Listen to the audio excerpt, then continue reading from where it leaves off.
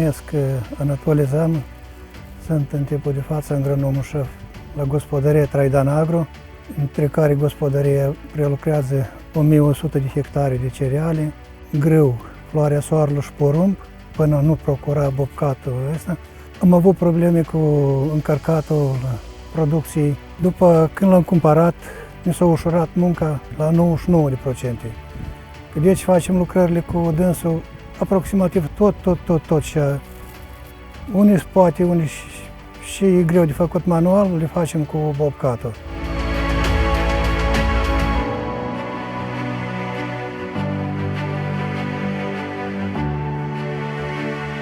Încarcă foarte ușor, foarte repede. În anul 2021 ne-a dat domnul o roadă bună, am avut la 600 de hectare de porumb, am recoltat aproape 7000 de tone. Tot aceste tone s-au încărcat, s-au grămădit, cu acest agregat ne-au scos dintr-o situație foarte grea.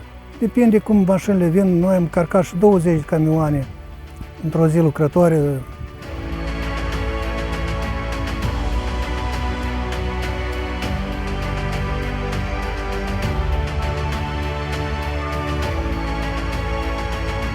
Înainte, dacă dădeam îngrășăminte la sămănat, la grâu, ne folosim de saci de ăștia mici, care manual îi descarcam, îi încărcam în sămănători. Acum în bibăcurile astea, tot cu bobcatul, le-am descarcat, pe deal merge, le pune drept în run, ori în sămănătoare și dăm. E tot practic mecanizat.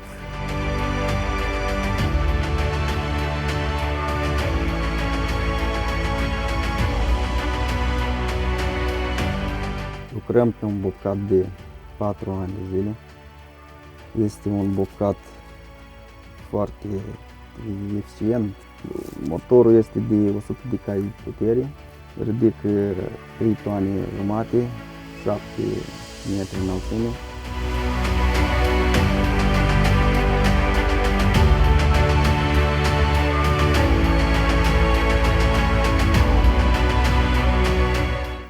Cum vedeți, e foarte simplu la dânsul de lucrat.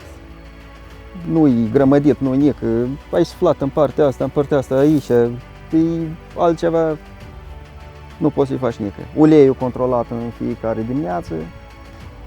Timp de 4 ani de zile nu au fost nici întrebări la dânsul nică.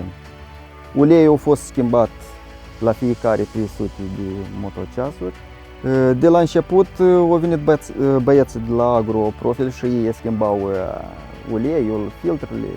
Apoi, pe urmă, după ce s-au mântuit garanția, schimb eu uleiul, filtrele. Adică e foarte simplu, nu e complicat nici.